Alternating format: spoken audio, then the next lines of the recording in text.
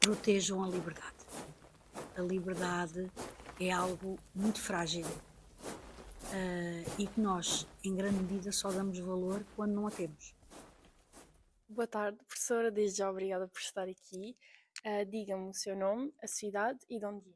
Chamo-me Manuela Canais Rocha, tenho 63 anos e vivo no Barreiro há 30, por isso. E de onde é que veio? Onde nasceu? Aí começa a minha história. Eu nasci na clandestinidade e vivi até aos 6 anos fechada em várias casas.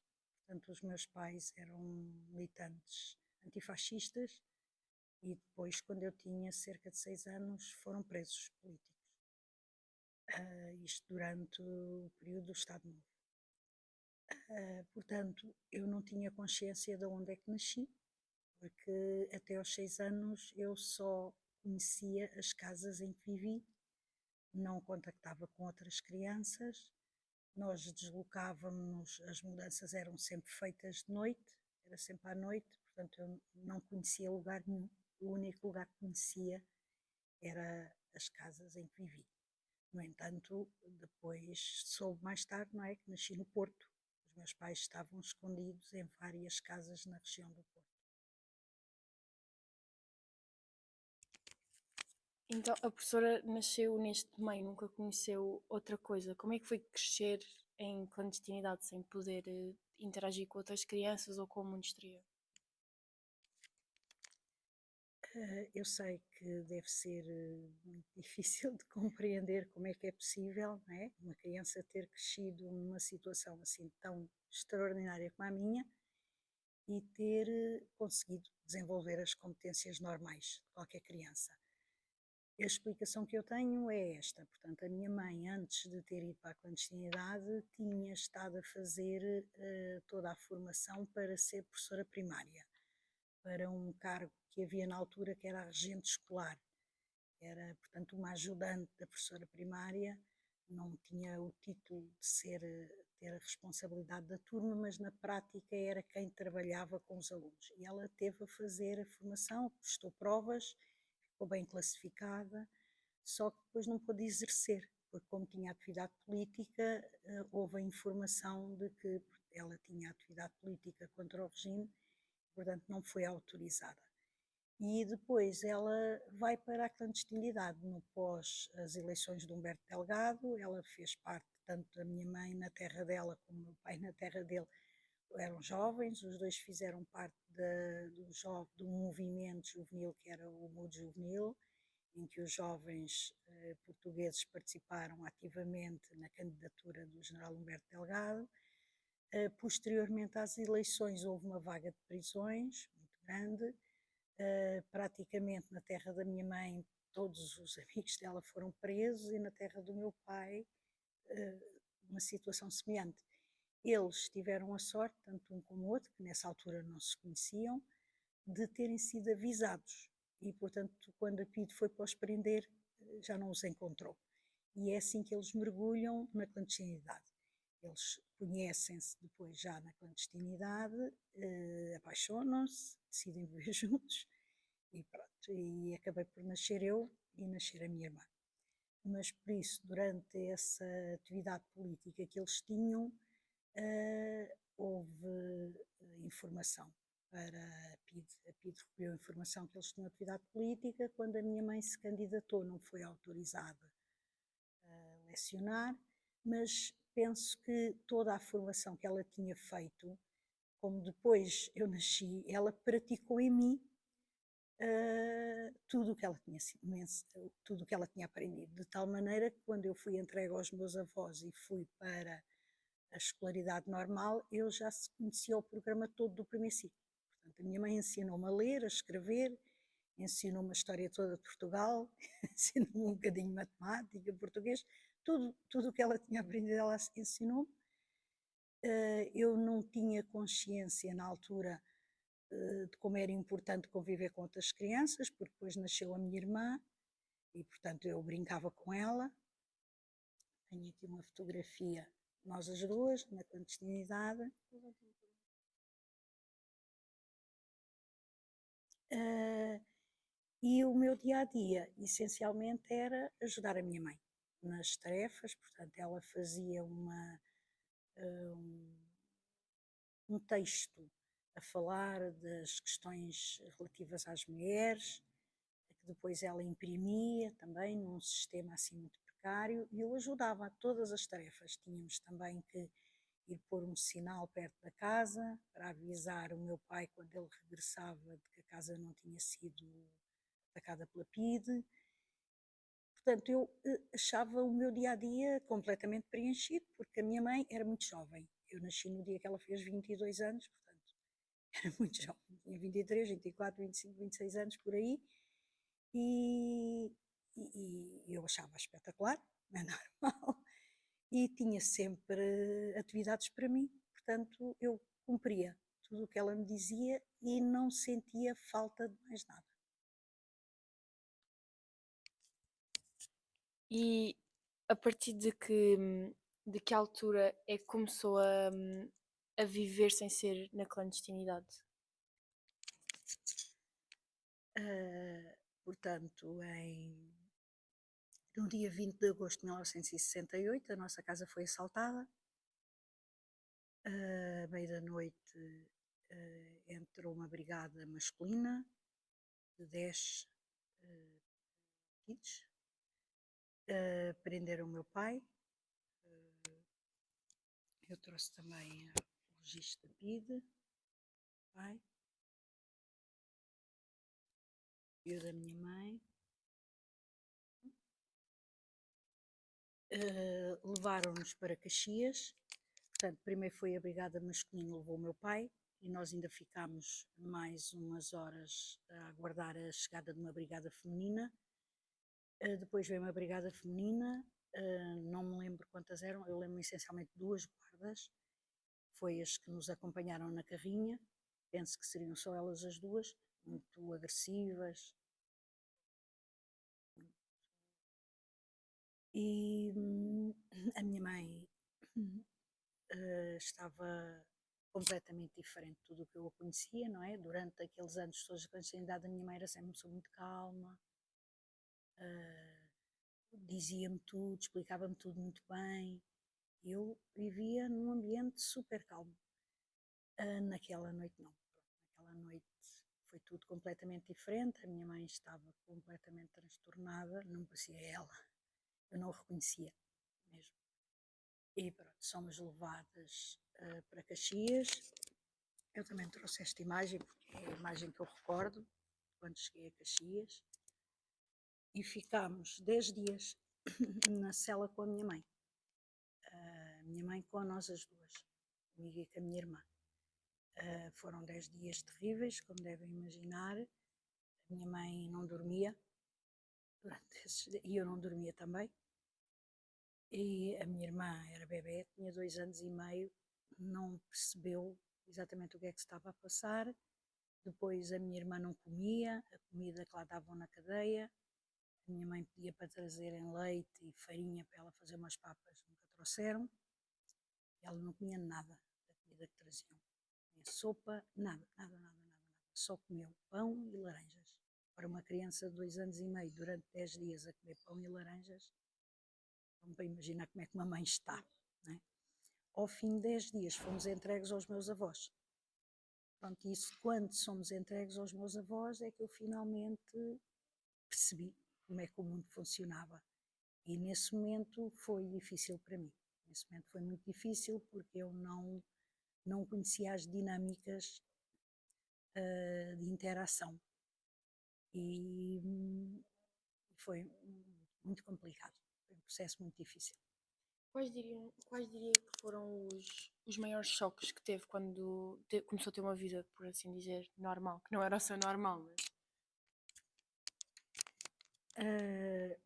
Um dos choques continua a ser, porque apesar de eu estar a viver já na legalidade, eu continuava a ter a parte mais importante da minha vida era, eram os meus pais. Eu não conhecia os meus avós, portanto, quando eu fui entregue aos meus avós, eu não conhecia, nem eu nem a minha irmã, não conhecíamos os avós, embora a minha mãe tivesse-me explicado tudo tinha-me dito como é que era a casa, havia 2 cães, como é que se chamavam cada um deles. Ela tentou preparar-me o melhor possível durante aqueles 10 dias que lá tivemos.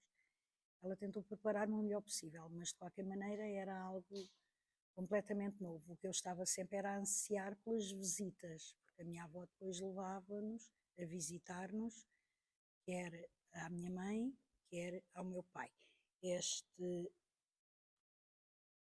cartão, eu costumo dizer que foi o meu primeiro bilhete de identidade, porque como eu não estava registada, antes de ter os documentos oficiais, o primeiro elemento de identificação que tive foi o cartão, para poder visitar o meu pai em Peniche. Escrevia cartas, também trouxe, vamos aqui uma carta, esta é da minha mãe para mim, mas eu também tenho as cartas que eu lhe escrevi, claro, do meu pai para mim. Portanto, o meu dia-a-dia era as visitas, estava sempre a perguntar à minha avó quando é que era o dia da visita, ir visitá-los, depois escrevia-lhes, eles escreviam. Portanto, eu, os primeiros tempos, apesar de já estar na legalidade, aqui é um desenho também que eu lhes enviei, portanto, este desenho, a particularidade que tem é não há nenhuma pessoa, não é? Não é o normal numa criança desenhar a casa, os elementos, mas não há uma pessoa. Não faziam parte, as pessoas não faziam parte do meu mundo. Grande parte então do meu dia a dia era ir escrever-lhes, receber as cartas deles, pensar na visita, mandar-lhes desenhos. Portanto, numa primeira fase eu não me consegui integrar mesmo. Continuei a manter-me numa posição muito distante. Porque, portanto, eu fui entregue aos meus avós em setembro, no início de setembro de 68, e eu só fui para a escola, porque entretanto não tinha documentos, não tinha nada, não podia ir para a escola, só fui para a escola um ano depois, portanto, em outubro de 69. Portanto, aquele primeiro ano não senti. No momento que fui para a escola, aí sim, no momento que fui para a escola, então é que me comecei a integrar. E foi um processo muito difícil. Porquê? Porque eu não dominava minimamente as técnicas de socialização, não sabia como falar, não sabia como comportar, não sabia. Depois, pronto, como vocês são duas meninas, não resisto a dizer, não é? Todas as meninas têm sempre uma amiga preferida, todas as meninas tinham uma amiga, eu não tinha uma amiga. Portanto, sentia-me muito triste, não é? Ter amigas. A parte boa é que, como a minha mãe me tinha preparado muito bem, a parte escolar corria muito bem. Era muito boa aluna e focava-me nisso. Concentrava-me muito no sucesso escolar, mas as interações eram sempre muito difíceis. Quanto tempo é que os seus pais estiveram presos e a partir de que momento é que começou a ser algo normal, entre aspas? A minha mãe esteve presa há pouco tempo, já agora também mostro aqui a notícia que saiu no jornal Avante na altura, como sabem, havia censura, portanto não era publicado nos jornais normais a prisão, as prisões. A minha mãe esteve presa há pouco tempo, portanto ela é presa em agosto de 68 e saiu em maio de 70, não chegou a 2 anos, cerca de 2 anos. No entanto, para uma criança, principalmente naquelas idades, é muito tempo. Mas depois a minha mãe, quando saiu, ela também não tinha condições para ficar comigo e com a minha irmã. Não é? Ela teve, ainda não podia dar aulas, não é? Como já expliquei, então ela teve que andar a procurar emprego, conseguiu arranjar emprego, mas ganhava um ordenado baixo, portanto não podia ficar connosco, nós continuámos a ficar com os meus avós. O meu pai é que teve preso 5 anos, saiu em 73, portanto eu fiz o primeiro ciclo na aldeia dos meus avós. Quando o meu pai saiu, então finalmente é que a família se voltou a reunir. Foi um ano antes do 25 de Abril, portanto o meu pai saiu com uma amnistia que o Marcelo Caetano deu em 73, porque penso que vocês sabem que o sistema tinha uma questão que era, havia uma pena, que era a pena oficial, mas depois havia as medidas de segurança, que era se a PIDE fazia uma avaliação e se achasse que ainda não estavam garantidas as questões de segurança, ou seja, que a pessoa não ia ter participação política, no fundo era isso, eles mantinham a pessoa presa indefinidamente. Portanto, não havia garantia nenhuma que depois de cumprir a pena se fosse libertado. O Marcelo Caetano, em 73, também por pressão internacional, começou a haver muita pressão internacional, da Amnistia Internacional, que em Portugal havia presos que já tinham cumprido a pena e que não eram libertados, ele foi libertado em março de 73 e, portanto, então, finalmente a família voltou a ser reconstituída, portanto, mais de 5 anos depois do momento da separação. Mesmo já não vivendo em clandestinidade nessa altura, como é que passou a ser a vossa vida familiar?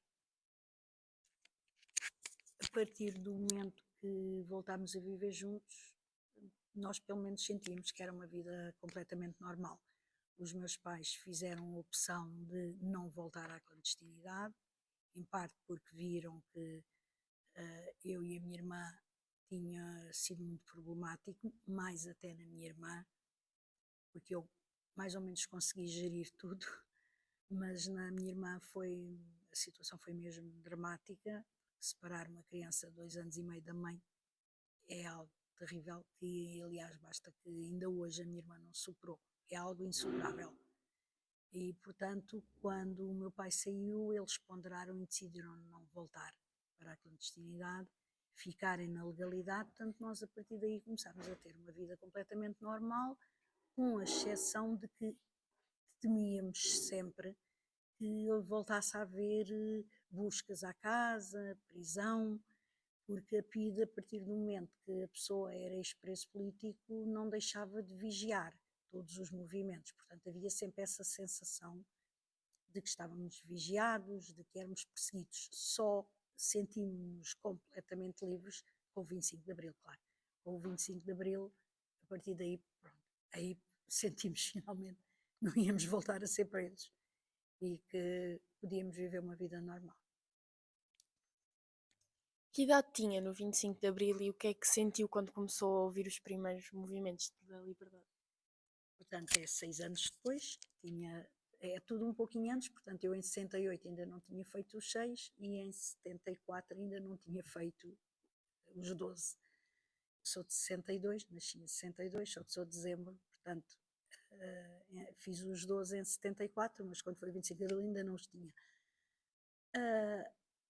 Num primeiro momento, nós, os quatro, não é? Quando começámos a ouvir as notícias, tememos que não fosse um movimento democrático, não é? Tememos que fosse, porque falava-se também que havia o risco de haver, porque o Marcelo Caetano estava a tentar fazer alguma liberalização, vamos dizer assim, e então haviam os mais conservadores que estavam contra as reformas que o Marcelo Caetano estava a fazer e falava-se também de haver um golpe de militares ainda mais extremistas do que o regime.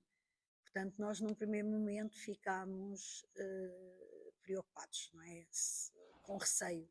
Depois também tinha havido um golpe militar fascista no Chile, não é? 6 meses antes, em setembro de 73, portanto, aproximadamente 6 meses antes do nosso 25 de Abril, portanto, tínhamos e o que foi feito no Chile foi horrível, não sei se vocês conhecem a história, mas as prisões e as torturas foram completamente desumanas e, portanto, nós, num primeiro momento, ficámos com receio que houvesse qualquer coisa desse género em Portugal. À medida que fomos sabendo que não, que efetivamente era um movimento das Forças Armadas, que tinha o objetivo de democratizar o país, de libertar os presos políticos.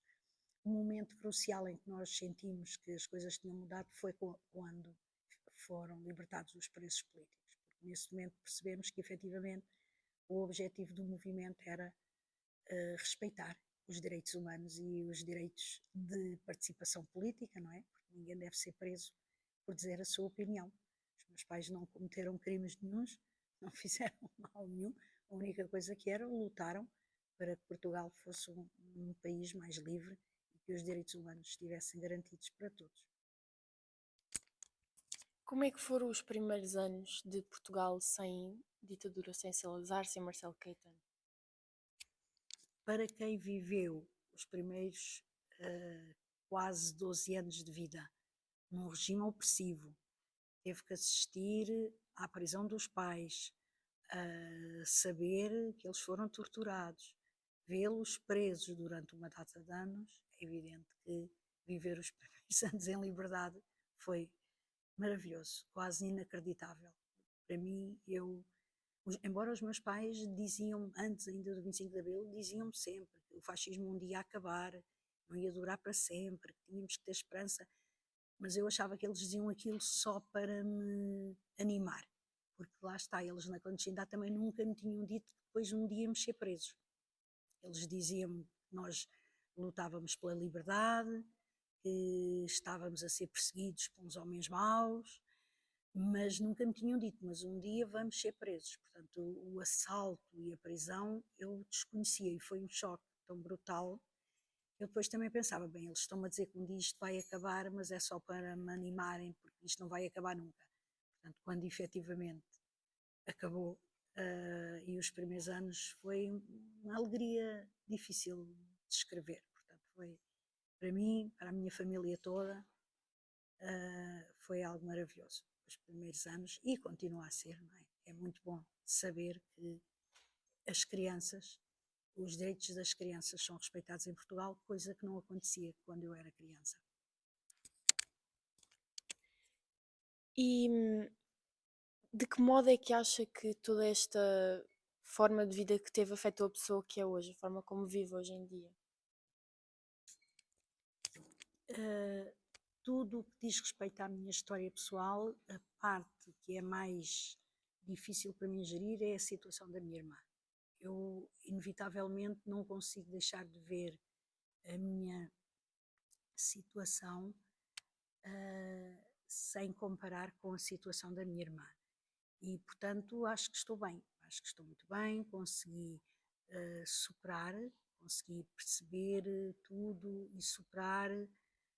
Tenho sempre algumas dificuldades de relacionamento, vale a pena dizer que não, sinto sempre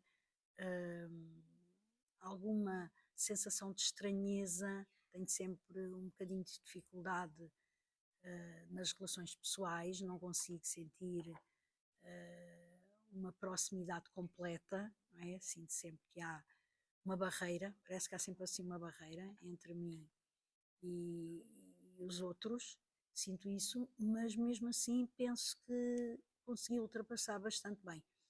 No entanto, é uma realidade que não está ultrapassada, é uma realidade que continua a fazer parte do meu dia a dia, está sempre presente. Porquê? Porque a minha irmã não conseguiu ultrapassar. Portanto, eu todos os dias, a minha irmã nunca ela licenciou-se em filosofia, chegou a dar aulas, mas não consegue ultrapassar essas dificuldades, portanto, nunca conseguiu ter uma vida profissional regular, ficou sempre a viver com os meus pais e a partir do momento que os meus pais faleceram, a única pessoa com quem ela mantém contacto é comigo.